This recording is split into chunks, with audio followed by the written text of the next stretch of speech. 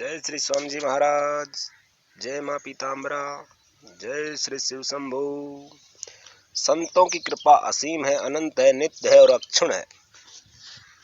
इस ग्रंथ का श्रद्धापूर्वक पठन और श्रवण तथा मनन करना अत्यावश्यक है। यह ग्रंथ सिर्फ साधकों के लिए नहीं अपितु सर्वसाधारण पीड़ित और दुखी तथा सुखी सभी लोगों के कल्याण के लिए समान रूप से श्रेयस्कर है।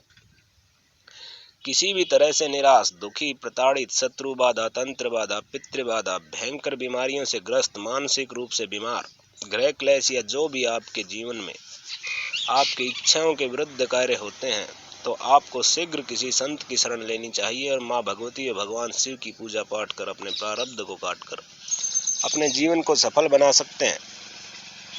इसके लिए आप इन अध्यायों का पूरी लगन व विश्वास के साथ प्रतिदिन पूरा श्रवण में मनन करें। स्वामी जी महाराज, माँ पीताम्बरा, भगवान शिव आपकी मनोकामना अवश्य पूर्ण करेंगे।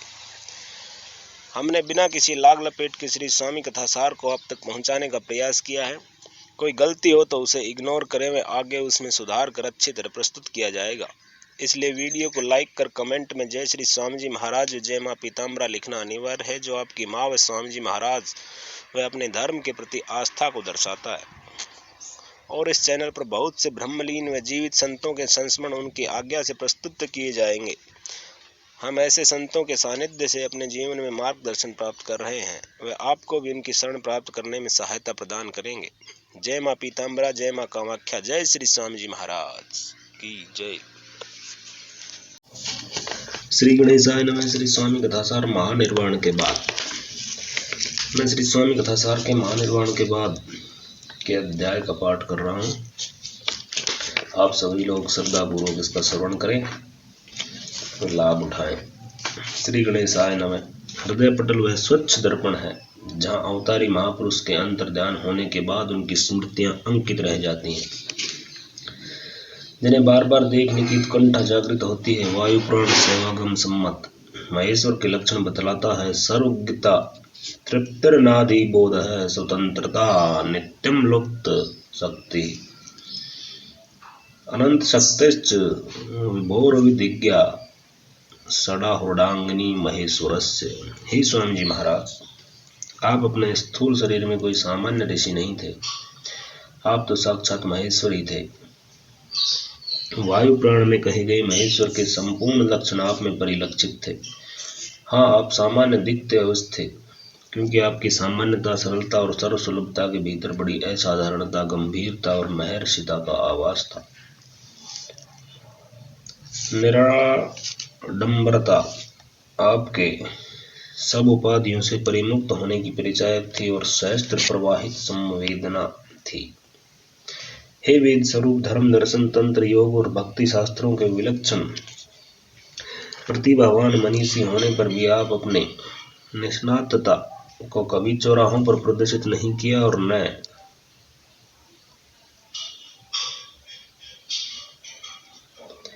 वैदिक संहिताओं, कल्प सूत्रों तथा अन्य आंगिक साहित्य तथा उपनिषदों के मर्मवेदी विद्वान होकर भी प्रभु के अपने वैदुष्य या गंभीर स्वाध्याय से किसी को चमत्कृत करने की चेष्टा की। हे देशिक प्रवर, अनेक संप्रदायों के आगमों, पूजोपचार, विधान तथा गूढ़ साधनाओं के सिद्ध तत्वदर्शी होकर भी आपने कभी अपनी उपलब्धि या सिद्धि को प्रकाशित नहीं किया। शंकरपुरी की दीर्घ सरस्वती साधना के परिणाम स्वरूप होने वाले आपके विद्या के वह द्वितीय स्फुरन ने किसी के तेज को अभिमत करने की इच्छा नहीं की, सबको सदैव समान समझा। आप सभी को समान परामर्श देते, जप करो जप,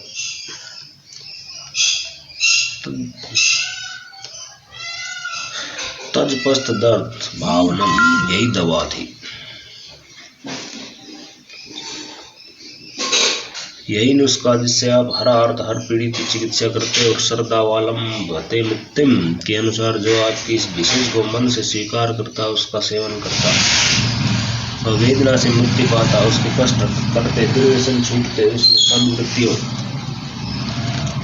का उदय होता और धीरे धीरे उसका व्यक्तित्व ही परिवर्तित हो जाता। ऐसे परिवर्तित व्यक्तित्व के बहुत से लोग आज सानंद धरा पर विचरण कर रहे हैं।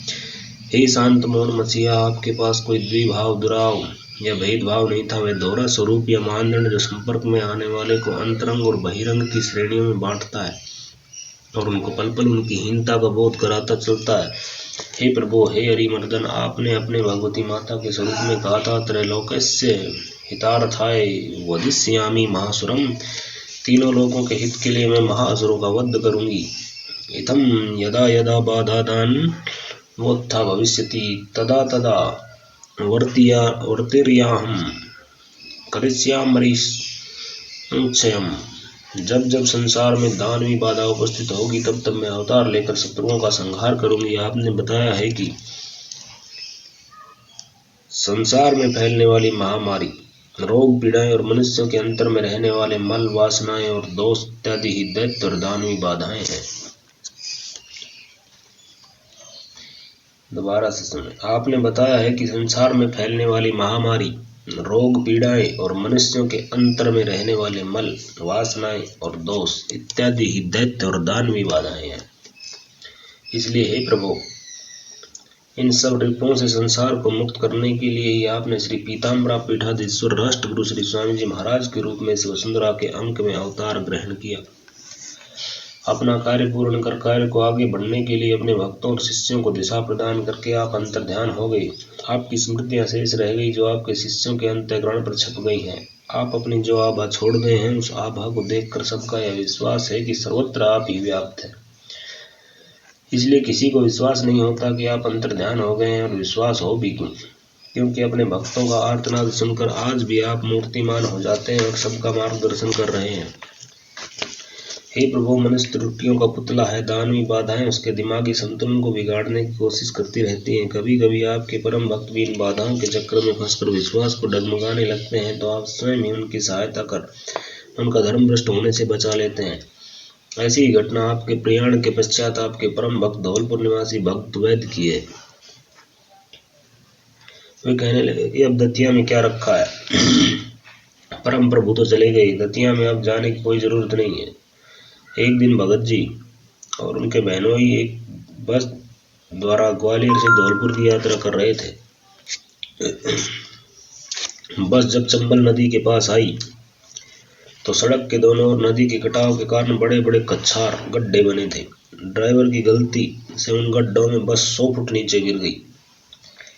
चारों ओर बड़ी करुणा में चीख पुकार होने लगी। इस दुर्घटना में 40 सवारियों की वहीं मृत्यु हो गई। उन व्यक्तियों में भगत जी के बहनोई भी थे। जब बस गड्ढे में गिर रही थी तो डरकर भगत जी ने आंखें बंद कर ली। उन्होंने देखा कि महाराज जी हाथ में त्रिशूल लिए हुए खड़े हैं और बोले, कोई चिंता मत करो, डरो मत, तुम्हारा भार मैंने ले लिया।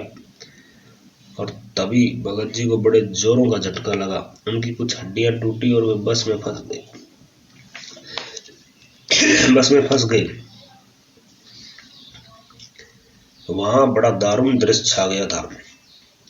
धौलपुर के श्री स्वामी जी के एक अन्य भक्त प्रद्युम्न सिंह जैन, जो उस समय राजस्थान सरकार में मंत्री थे,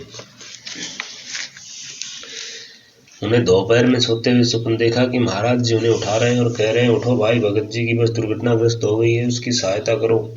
यह स्वप्न देखकर तुरंत ही उन्होंने भगत जी के घर टेलीफोन किया और अपना स्वप्न बताया। फिर वहां के कलेक्टर को फोन किया तो कलेक्टर ने कहा, हमारे पास तो दुर्घटना की कोई सूचना अभी नहीं आई है, हम अभी पता करते हैं। थोड़ी देर में ही दुर्घटना और उनके बहनोई की मृत्यु की सूचना आ गई। पूरे शहर में इतने लोगों के मर जाने से हाहाकार मच गया। भगत राम जी के छोटे भाई भगत जी वैद्य को अस्पताल ले गए। अर्धचेतनावस्था में भगत जी देखते रहे कि श्री प्रभु हर समय साथ हैं। उन्होंने उसी स्थिति में देखा कि महाराज जी डॉक्टरों को प्रेरणा दे रहे हैं कि अमुक दवाई दो, यह दवाई दो, वह दवाई दो, और डॉक्टर वैसा ही कर रहे हैं। जब उनको पूरा होश आ गया तो धीरे धीरे बताने लगे, मेरे प्रभु आए और मुझे मोटर से बाहर फेंक दिया। अभी भी यहाँ खड़े हैं तथा कह रहे हैं, ओ भगत जगत को ठगत, जो जरूरी भोग है वह तो भोगना ही पड़ेगा, लेकिन चिंता मत करो, तुम्हारी जीवन रक्षा हो जाएगी। हे दीनानाथ, हे भक्तवत्सल, भगत जी पर नहीं वरन आपने सब घायलों पर कृपा की। ठीक होने के बाद भगत कुटुंब परिवार सहित दतिया आए और मणिपुर धाम में आपके विग्रह के आगे रोते हुए बार बार क्षमा मांगते रहे कि हे परम सिद्ध सच्चे संत, मुझसे बड़ी भूल हुई। जो मैं ये कहता था कि दतिया में क्या रखा है, उन्होंने रामायण की इस चौपाई को कहा, प्रभु की कृपा भयो सब काजू, जन्म हमारा सुफल भयो आजू। छतरपुर के शिवनारायण खरे नाम के एक सज्जन वकालत का धंधा करते हैं। पहले वे दतिया में रहते थे और रोज महाराज जी के दर्शन करने आते थे। बाद में बड़े होने पर छतरपुर रोजी रोटी कमाने के लिए चले गए और वकालत करने लगे। आपकी इन पर बचपन से ही कृपा थी। वकील खरे की पत्नी भी महाराज जी की अनन्य भक्ति करती। एक दिन खरे ने स्वप्न में देखा कि महाराज जी कह रहे हैं, तुम्हारे इलाके में बहुत गरीब लोग रहते हैं, वे तरह तरह की बीमारियों से ग्रस्त है। तुम दतिया से ज्योतिषमती दवा ले जाओ और इन गरीब बीमारों को दो, ताकि लोग स्वस्थ हो जाएं तथा वे अध्यात्म मार्ग में भी आ जाएं। वकील खरे को स्वप्न पर विश्वास नहीं हुआ, लेकिन कुछ समय बाद इनको महाराज जी ने पुनः स्वप्न में आकर कहा, घबराओ मत और दवाई दो। खरे ने सोचा कि मैं पढ़ा लिखा वकील हूँ और जिला कांग्रेस का अध्यक्ष भी हूँ, दवाई देने से अगर फायदा नहीं हुआ तो लोग मेरी हंसी उड़ाएंगे। वह झांसी अपने रिश्तेदार रामकृष्ण वर्मा के पास इस विषय में परामर्श लेने आए। वर्मा ने कहा, स्वप्न पर विश्वास मत करो तथा प्रभु की आज्ञा का पालन करो। फिर भी ये डरते रहे। एक दिन इनके एक पड़ोसी को 3 दिन से हिचकियां आ रही थी। घर वाले परेशान हो गए, सब इलाज कर लिया लेकिन उसकी हिचकियां बंद नहीं हुई। खरे वकील ने पड़ोसी से कहा, हमारे गुरु महाराज ने एक दवाई बताई है, क्या इसको वे दवाई दे दूं? बेचारे परिवार वालों ने कहा, जरूर दीजिए। वकील खरे ने डरते डरते एक बतासे के ऊपर दवाई डालकर उस मरीज को दे दी। इसके बाद मरीज को दूसरी हिचकी नहीं आई। यह देखकर श्री खरे को स्वप्न पर विश्वास हो गया। इससे उत्साहित होकर उन्होंने गरीब बीमार लोगों को निःशुल्क प्रसाद रूप में ज्योतिषमती दवा की 1 बूंद बतासे में रखकर अपने हाथ से खिलाना शुरू कर दिया और निश्चयपूर्वक देखा कि बीमार ठीक होने लगे। धीरे धीरे बीमारों की संख्या बढ़ती चली गई। हजारों हजार असाध्य रोगियों को अपने पावन श्री प्रभु का नाम लेकर ज्योतिषमती प्रदान की और वे सब स्वस्थ और निरोग होते रहे। महानिर्वाण के बाद भी आपकी कृपा लीलाएं चल रही हैं। जिस स्थान पर पहुंचकर सब विज्ञानों की पूर्ण आहुति हो जाती है, हे महान संत, आपका विज्ञान वहां से शुरू होता है। अवतारी रूप में शरीर धारण करके तो आप सबका कल्याण करते ही रहे, परंतु महानिर्वाण के बाद भी जो भक्त आपको पुकारता है, आप उस पर कृपा की वर्षा कर देते हैं। समाधि स्थान पर श्री अमृतेश्वर महादेव की स्थापना का कार्य पूर्ण होने के पश्चात एक मंदिर का निर्माण कर श्री सद्गुरु विग्रह की प्रतिष्ठा का स्वर झंकृत होने लगा। इस मंदिर में सामान्यता नहीं, कुछ विलक्षणता आना अवश्यंभावी था। इस मंदिर का नामकरण मणिपुर धाम नाम से किया गया। निर्माण का कार्य 3 चरणों में व्यवस्थित किया गया, यथा सभा मंडप, मंदिर कक्ष एवं शिखर। सभा मंडप जिसकी छत 65 बाई 40 क्षेत्र में थी और इस विस्तार के मध्य कहीं भी कोई स्तंभ आदि प्रस्तावित नहीं था।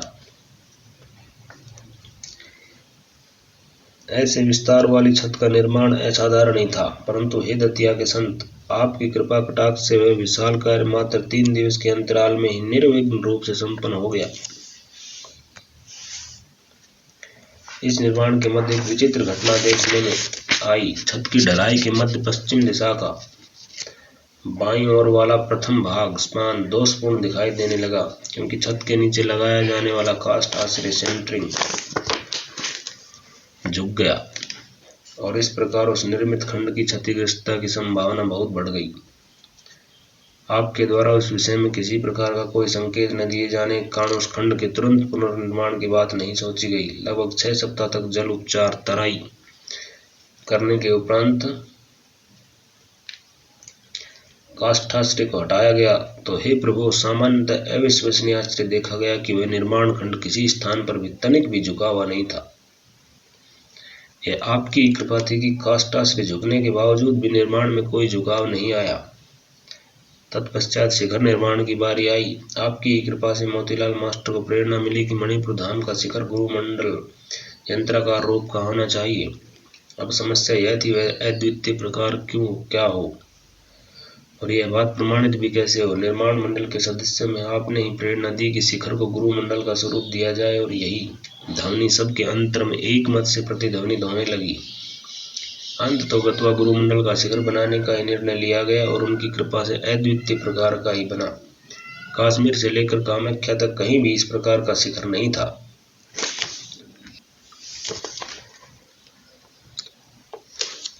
मध्य प्रदेश, बंग प्रदेश, महाराष्ट्र, केरल, उड़ीसा आदि मध्य एवं पश्चिमी और पूर्वी प्रदेशों में भी नहीं था। इस विषय में दक्षिणी भारत का ज्ञान नहीं था, इसलिए सर्वसम्मत से इसका पता लगाने नागपुर निवासी प्रदीप मुदाफले को दक्षिण भारत भेजा गया और एक शास्त्री को वाराणसी भी भेजा गया। प्रदीप मुदाफले ने नेल्लोर, हैदराबाद, मद्रास, मदुराई, रामेश्वरम, तेनकासी, कोर्टालम, कन्याकुमारी, तंजौर, कुंभकोणम, कुरुक्षेत्र, अलालम, मगुड़ी और कांची आदि स्थानों पर अनेक विद्वानों से परामर्श किया। सभी का मत था कि इस प्रकार का शिखर संसार में कहीं भी नहीं है। अंत में प्रदीप मुदाफले ने कांची पीठ के शंकराचार्य स्वामी जयेंद्र सरस्वती से इस विषय में चर्चा की, तो उन्होंने भी इस गुरुमंडल शिखर को सहर्ष मान्यता देते हुए कहा, विश्व में यह शिखर अद्वितीय होगा। ऐसा शिखर विश्व में ही नहीं बना है। जो महान रहस्य अनादिकाल से गुरु परंपरा में ही प्राप्त होता था, जो सर्वसुलभ नहीं था, वह रहस्य आपकी कृपा से सर्वसुलभ हो गया और प्रकट रूप में सबको दर्शन का सौभाग्य प्राप्त हुआ। श्री पीताम्बरा पीठ आश्रम पर जब मणिपुर धाम का निर्माण हो रहा था, तो सभी लोग उसका निर्माण कर रहे ठेकेदार को बेईमान कहते थे, परंतु वह आपका अत्यंत भावुक और श्रद्धावान भक्त भी था। जिस समय वह आपकी वंदना करता तो आत्मविभोर हो उठता। सागर नाम का एक कार्यकर्ता भक्त उस ठेकेदार की बेईमानी की सभी के मुख से चर्चाएं सुनकर एक दिन उत्तेजित हो उठा और उस ठेकेदार से कहने लगा, भाई तुम अपना हिसाब मुझे चेक कराओ। वह ठेकेदार बड़े आत्मविश्वास के साथ बोला, आइए चेक कर लीजिए। वह भक्त खाते की जांच करने के लिए जैसे ही चला, उसके एक ही कदम आगे रखते ही किसी अज्ञात शक्ति ने अपने हाथ का पंजा उस सब भक्त की छाती पर बलपूर्वक रख दिया। इससे वह भक्त पीछे की ओर खिसक कर वहीं बनी एक मुंडेर पर बैठ गया। उसके कानों में यह स्पष्ट आवाज आई कि तू क्या कर रहा है। स्पष्ट आवाज आई कि तू क्या कर रहा है, तू कौन है और क्या तू जानता नहीं कि काम कौन करवा रहा है।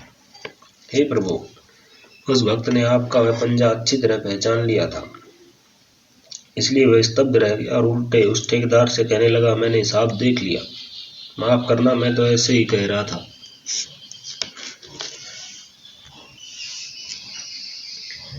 आपने उसको सद्बुद्धि प्रदान की। हे सद्गुरु समर्थ, आपकी ही कृपा से इस शिखर का भी निर्माण पूर्ण हो गया और उस निर्माण में आने वाली कठिनाइयों को आपने स्वयं दूर किया और गुरुमंडल के श्रुति द्वारा दिए जाने वाले ज्ञान के रहस्य को साकार रूप में प्रकट करा दिया। हे प्रभु, आपके भक्त झांसी निवासी रामकृष्ण वर्मा के पुत्र संतोष कुमार का मोतियाबिंद के कारण एक नेत्र पूर्ण रूप से खराब हो गया। दूसरी आंख में भी रोशनी का आना असाध्य था। पीताम्बरा पीठ न्यास मंडल के सदस्य हरिराम सांवला की दादी की भी नेत्र ज्योति लगभग समाप्त हो गई थी, किंतु आपकी कृपा से इन दोनों ने ही पुनः नेत्र ज्योति प्राप्त की। मिश्रा नाम से जाना जाने वाला एक खाद्य निरीक्षक दतिया नगर में रहता था। उसके 6 वर्ष आयु की केवल एकमात्र पुत्री थी। उस बालिका को अचानक पोलियो का रोग हो गया। अपनी दशा पर वह बालिका दिन रात रोती रहती थी। जो भी देखता उसकी दशा पर तरस खाता था। मिश्रा की आर्थिक दशा अच्छी नहीं थी। उनके पास जो कुछ धन था वह भी अपनी पुत्री की चिकित्सा में व्यय कर दिया, परंतु उस बालिका का रोग ठीक नहीं हुआ। उस खाद्य निरीक्षक की पत्नी समझदार नहीं थी, अत्यंत कलह प्रिया थी, जिससे बेचारा मिश्रा और अधिक दुखी रहता था। एक दिन उसकी पत्नी ने मिश्रा से क्रोधपूर्वक कहा कि इस लड़की को लेकर कहीं चले जाओ और जब तक वह ठीक न हो जाए तुम दोनों ही घर आकर मुंह मत दिखाना। अब मिश्रा लाचार था, वह क्लेश के कारण घर भी नहीं रह सकता था, इसलिए उसने सोचा जो लोग यथाशक्ति दूसरों का हित करते हैं उन्हें धन्य माना जाना चाहिए। वे लोक के पालक और पवित्र हैं, इसलिए इधर उधर भटकने के बजाय श्री पीताम्बरा माई की शरण में चलना चाहिए, वे ही मदद करेंगे। ऐसा सोचकर मिश्रा अपनी पुत्री को लेकर वनखंडी आश्रम आ गया। बालिका को लाकर जगदम्बा के मंदिर के सामने रख दिया और रोते हुए इस प्रकार प्रार्थना करने लगा, हे माता, श्री स्वामी जी कहते थे कि तुम अपनी जाति वालों की बात जल्दी सुनती हो। वे यह भी कहा करते थे कि जाओ माई से निवेदन करो, वह सबकी सुनती है।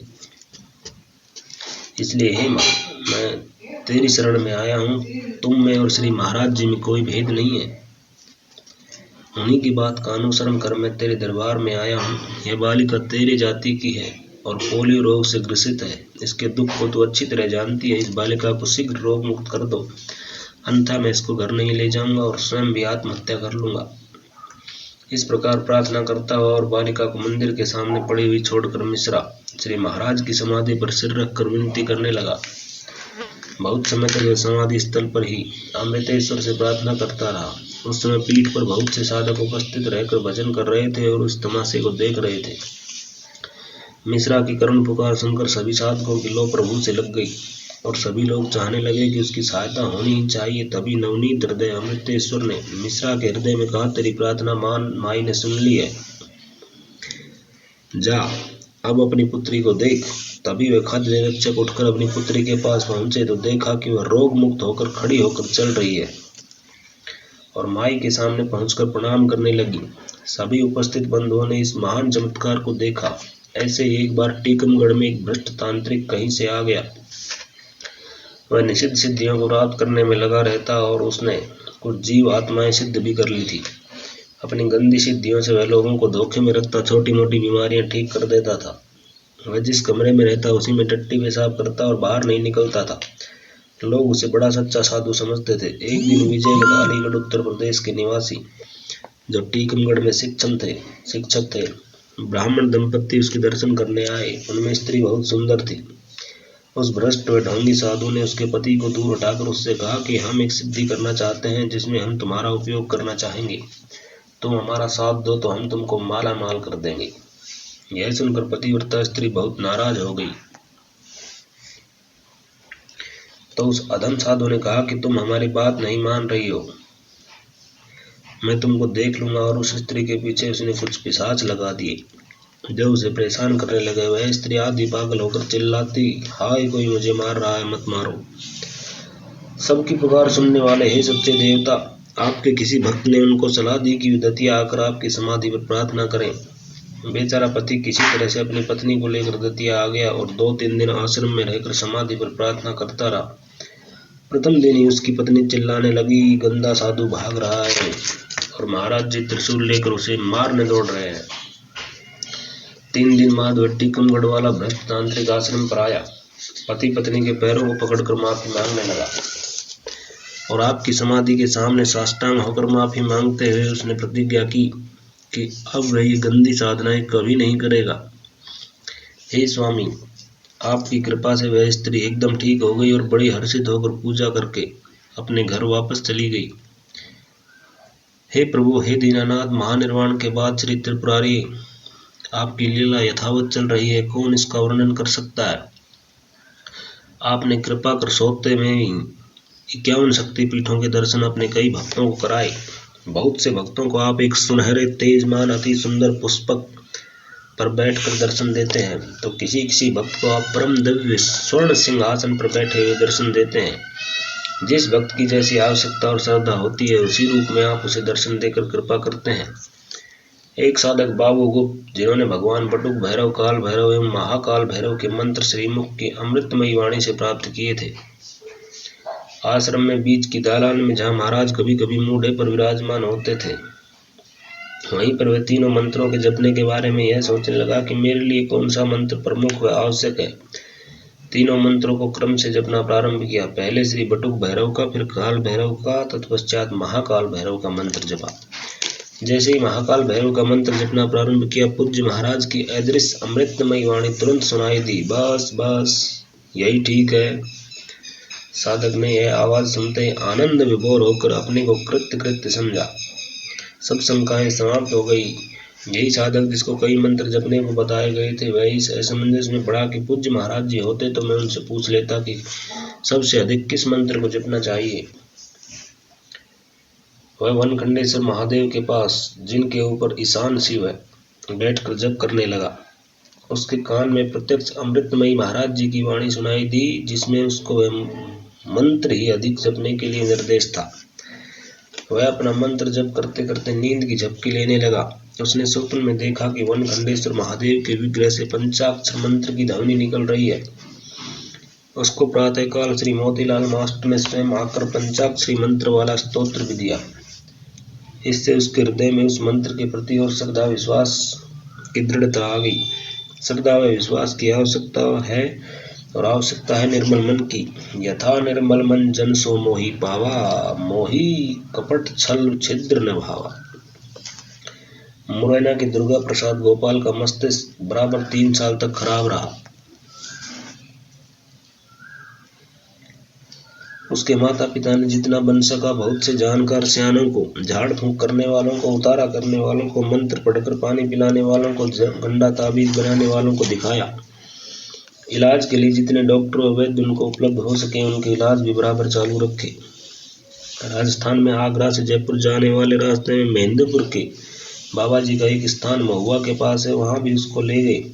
1 माह लगातार वहां भी रखा, परंतु कोई फायदा नजर नहीं आया। इतने पर भी लोग उनको बातें सुनाते, ठीक तरह से इलाज नहीं करा रहे हो, पैसा प्यारा है, नौकरी प्यारी है, लड़का प्यारा नहीं है, देखो कैसी हालत हो गई है, हड्डी हड्डी रह गई है। श्री प्रभु के अंतर ध्यान होने के बाद जयपुर से एक दिन डॉक्टर योगेश मिश्रा दतिया पधारे। उनको भी दिखाया तो वे बोले, इसे तो कोई भारी तपस्वी या योगी ही ठीक कर सकता है, फिर भी इस लड़के को जयपुर ले आना, मैं इसका इलाज सवाई मानसिंह हॉस्पिटल के विशेषज्ञ डॉक्टर द्वारा कराऊंगा।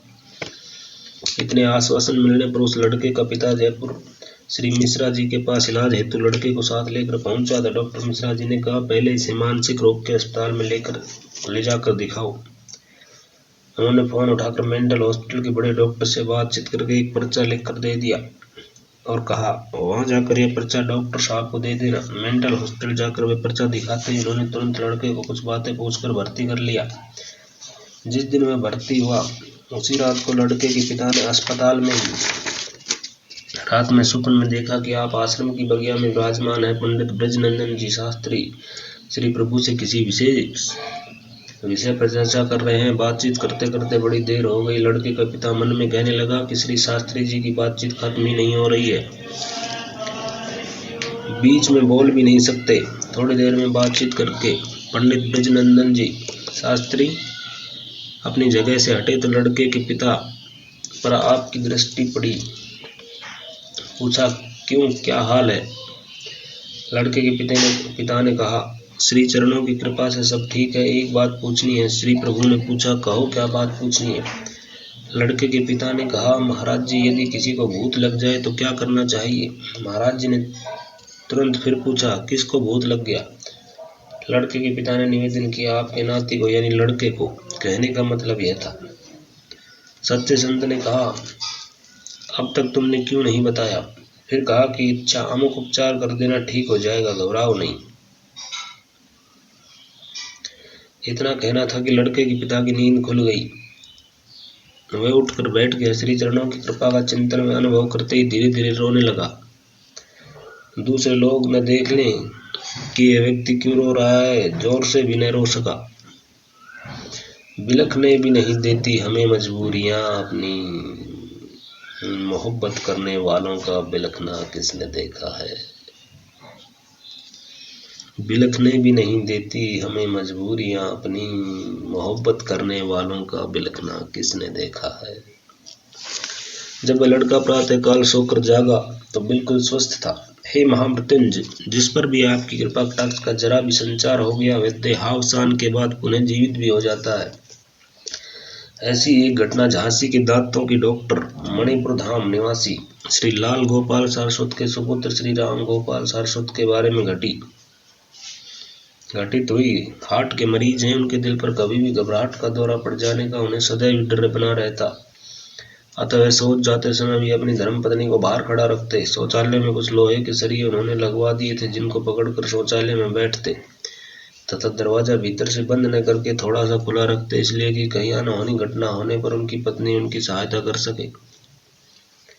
दैव योग से एक दिन शौचालय में डॉक्टर सारस्वत को कुछ ऐसा दौरा पड़ा कि आगे की तरफ झुक के देहपात होकर प्राणांत हो गया और सूक्ष्म शरीर शौचालय के बाहर आकर खड़ा हो गया। वह सूक्ष्म शरीर इस बात का इंतजार करने लगा कि मुझको यमदूत के बजाय मेरे गुरुदेव लेने आ रहे होंगे। तब हे दया में आपकी अपूर्व अमृत रूपी दया की वर्षा हुई। डॉक्टर के सूक्ष्म शरीर ने सुना कि महाराज कह रहे हैं कि क्या तूने इतनी तपस्या आराधना की है जो मैं तुझे लेने आऊं। इतने शब्दों के सुनने के बाद वह सूक्ष्म शरीर पुनः स्थूल शरीर में प्रवेश कर गया तथा जोर से कराहने की आवाज उनकी पत्नी ने सुनी। तब पत्नी ने शीघ्र ही दरवाजा खोला, उनको अपनी बाहों में समेट कर उठाया। थोड़ी देर में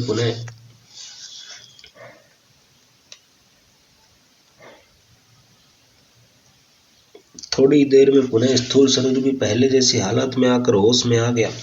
फिर सहारा देकर उनको साथ में भीतर ले गई। वहां शुद्ध होकर सब बातें अपनी पत्नी को बतलाई। तभी से श्री गुरु महाराज के अनन्य भक्त होकर पहले से और अधिक जब भजन में समय बिताने लगे, वह स्थान की सेवा में भी रुचि लेने लगे। हे महाकाल, आपने डॉक्टर को ही नहीं सारे संसार को संदेश दिया कि जप करो, तपस्या करो, सब कार्य भक्ति सहित करो, जिससे स्वयं परमात्मा जीवन के अंतिम क्षणों में तुम्हारे पास आकर भव बंधनों से मुक्त कर दे।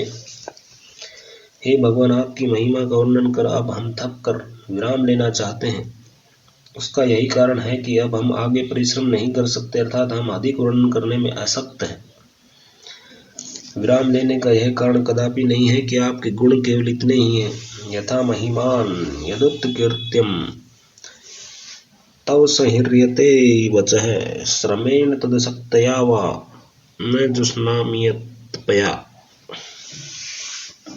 आपकी महिमा अपरिमित है, उसको शेष महेश इत्यादि ने तो कोई जान सका है और न जान सकता है, फिर वर्णन का तो कहना ही क्या। पूर्णाति पूर्ण ब्रह्म यदि सहस्त्रों सरस्वती भी एक साथ आपकी महिमा का युगों तक वर्णन करती रहे, तब भी वह अपूर्ण ही रहेगा। फिर हम संसारी पुरुषों की तो गणना ही कहाँ है। हे प्रभु, आपका वास्तविक स्वरूप तो निराकार, निरंजन, निर्विकार, अव्यय, अविनाशी, निर्गुण और नित्य है, जिसको सगुण की सीमा में बांधना एक दुष्टता ही है। यद्यपि यह सब कुछ आपने ही कराया है, परंतु दासानुदास भी उस धृष्टता के दोष से मुक्त नहीं हो सकता। आपसे इस दोष से मुक्त होने के लिए क्षमा याचना करता है। आपके दरबार की रीति के अनुसार शरण में आए को अभेदान मिलता है, अतः दासानुदास भी निश्चय दोष मुक्त होगा। हे करुणा निधान, आपकी लीलाओं के अथाह समुद्र में से एक बूंद के तुल्य गति पे हे पर ब्रह्म, सदैव सबका कल्याण होता रहे। आपकी ही कृपा से लिखा गया यह कथासार आपके ही चरणारविंदों में समर्पित है। श्री स्वामी जी महाराज की जय। ओम शांति शांति शांति। इति श्री स्वामी कथासार समाप्त। श्री स्वामी जी महाराज की जय। श्री पीताम्बरा माई की जय। श्री शिव शंभू की जय।